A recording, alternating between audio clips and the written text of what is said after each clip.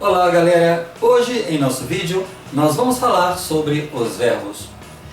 Já aconteceu alguma vez de em uma prova, alguma avaliação, algum exercício, você fica em dúvida em como construir um verbo?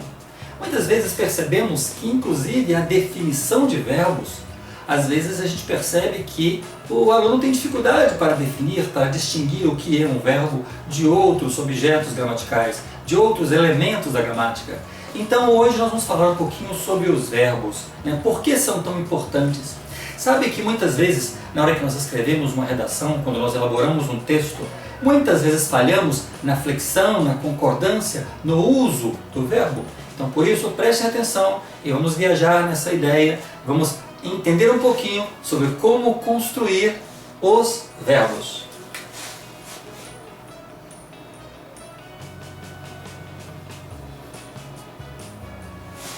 E para falar sobre verbos, temos que entender primeiro o que são. Quando eu pensar em verbo, eu devo associar o verbo à ação, a coisas que eu posso praticar. Quando eu pensar em verbo, eu tenho que pensar em ações, em coisas que se praticam. Por exemplo, cantar, dormir, comer, pensar, andar, falar, escrever, estudar. Então, quando eu falo em ação, eu penso em verbo. Verbo é tudo aquilo que nós podemos praticar. Fechou? Beleza? Então agora vamos entender uma coisa, que para usar corretamente os verbos, para entender o uso dos verbos, temos que considerar 4 observações importantíssimas. A primeira delas é que o verbo está associado à pessoa.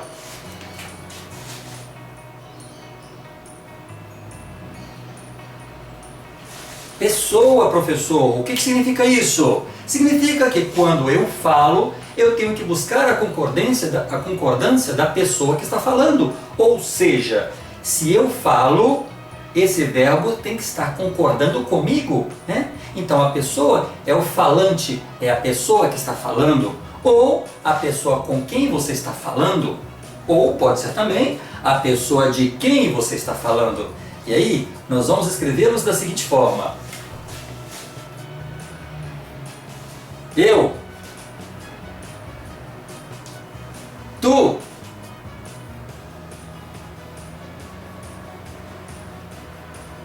ele ou ela. Aqui nós temos então a pessoa do discurso, a pessoa do nosso diálogo, a pessoa da frase, da oração que estamos escrevendo, da redação que estamos construindo. Então isso é a pessoa. O verbo, ele está relacionado diretamente à pessoa. É muito importante lembrar disso, porque muitas vezes eu posso escrever uma frase bacana, bonita, mas o meu verbo ele não está concordando com a pessoa a qual eu me refiro. Por isso é importante usar a pessoa correta. Bom, saímos da pessoa e nós entramos em outro personagem. Nós entramos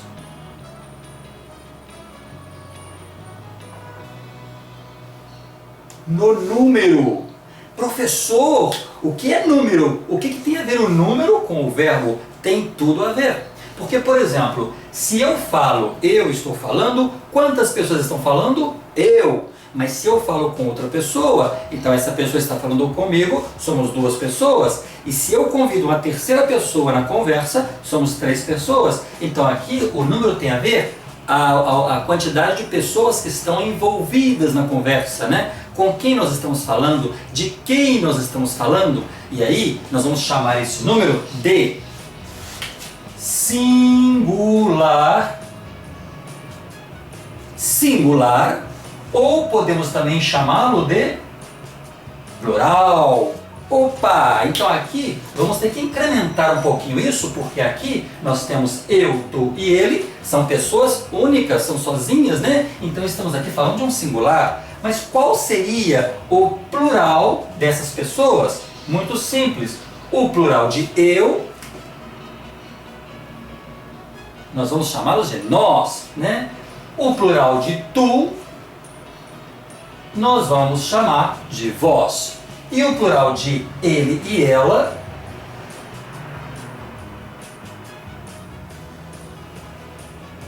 nós temos aqui, ó, eles e elas. Então aqui nós temos a pessoa e temos o número. Quando eu escrevo uma frase, quando eu escrevo uma redação, quando eu converso com alguém, eu tenho que fazer uma concordância do verbo, da ação, com a pessoa que está relacionada, que está dentro desse discurso. Se é uma pessoa só, eu uso o singular. Porém, se são várias pessoas, se é mais de uma pessoa que está envolvida nesse diálogo, nessa frase, nessa redação, então eu vou usar o plural. Aqui então estamos considerando o segundo item relacionado ao verbo. Falamos de pessoa, agora estamos falando de número. Agora partiremos para o terceiro item ou a terceira característica e nós vamos chamar de tempo. Tempo por quê? Porque a ação que nós estamos praticando, essa ação ela pode estar no presente, como ela pode estar no passado, como ela pode estar no futuro. Então esses tempos têm relação com o verbo. Então eu vou colocá-los aqui, olha, nós temos aqui o passado,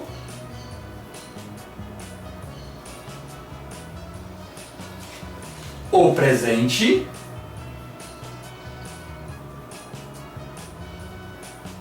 e o futuro.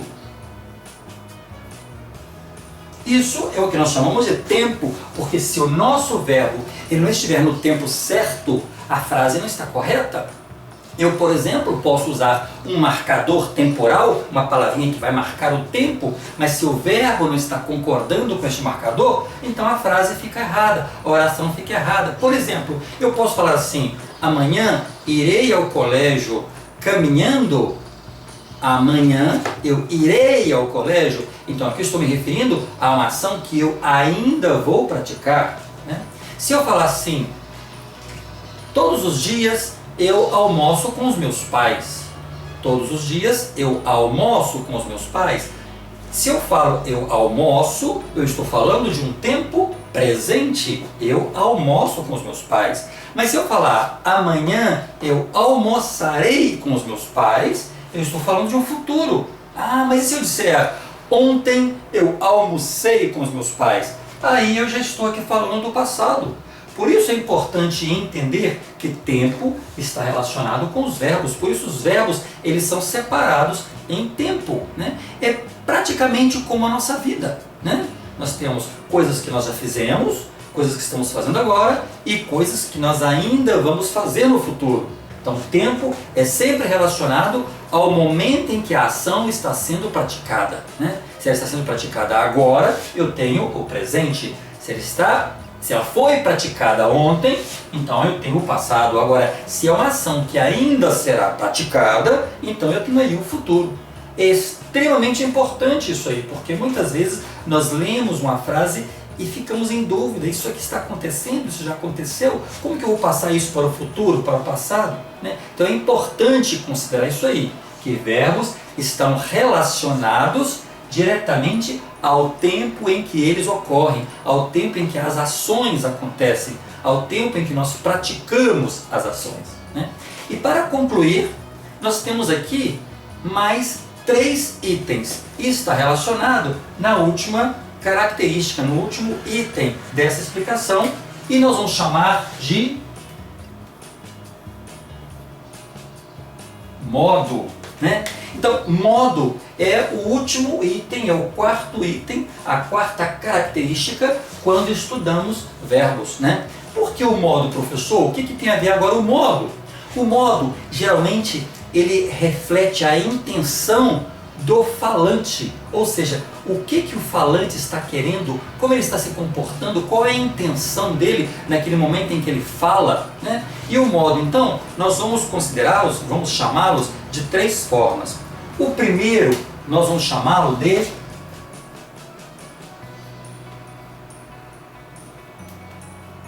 indicativo. O que é isso, professor? Modo indicativo. Quando nós usamos o modo indicativo, nós estamos dizendo que a ação praticada, a ação que está sendo praticada, a ação que vai ser praticada, ela é uma ação real, ela é verdadeira, ela é concreta, eu tenho certeza dela. Então, o indicativo sempre vai nos revelar que a ação é real, né? Que ela não é fictícia, ela é real, ela é concreta, né? Ela vai acontecer, ela aconteceu, ela está acontecendo. Então, o indicativo está relacionado com a realidade das coisas, né? Então, vamos colocar aqui, ó, ele está relacionado com a realidade, né? Ela é real, né? Depois nós passamos para o segundo modo, que seria o modo subjuntivo. O modo subjuntivo. O que é o modo subjuntivo? Eu falei antes que os verbos eles são descritos exatamente como a vida. Ou seja, na nossa vida, nem tudo o que nós falamos ou tudo o que fazemos, ele é real. Por exemplo, eu vejo aqui o tempo que está meio cinza, né? O céu está meio escuro e eu então penso que vai chover. Então o que eu faço? Eu falo que vai chover? Muitas vezes eu posso dizer, talvez chova. Quando eu falo talvez chova, eu estou criando uma probabilidade. Eu não tenho certeza se vai chover.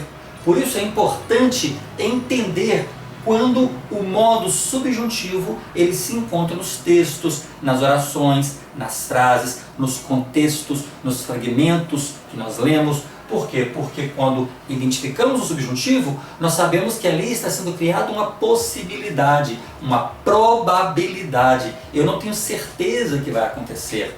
Alguém me convida para ir a uma festa e fala para mim, você vai à festa? E eu digo, é possível que eu vá, ou talvez vá. Quando eu falo que é possível que eu vá, eu estou criando uma probabilidade. Então eu vou colocar aqui, olha, probabilidade. Significa que eu não tenho certeza, né? Eu não tenho certeza. Se eu falar talvez chova, eu não tenho certeza que vai chover. Talvez eu vá, talvez eu tenha, talvez eu diga.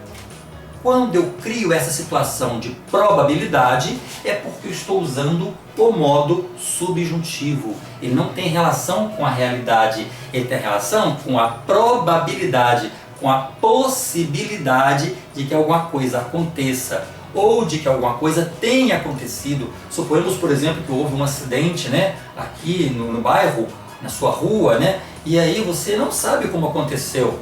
E aí você vai falar, talvez tenha acontecido isso, eu ouvi falar, né? Aconteceu alguma coisa com o fulano? Talvez tenha acontecido, ele estava lá.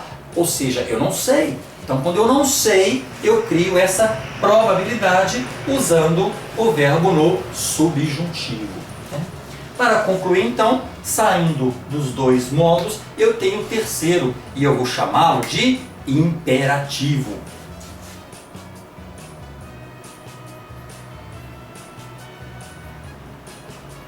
Imperativo. E o que significa imperativo, professor? Imperativo já é totalmente diferente do indicativo e subjuntivo, porque o imperativo ele vai nos indicar uma ordem, um pedido. Quando nós ordenamos uma pessoa que faça alguma coisa, quando nós pedimos uma pessoa que faça alguma coisa, nós usamos o imperativo, né? Ele vai indicar uma ordem.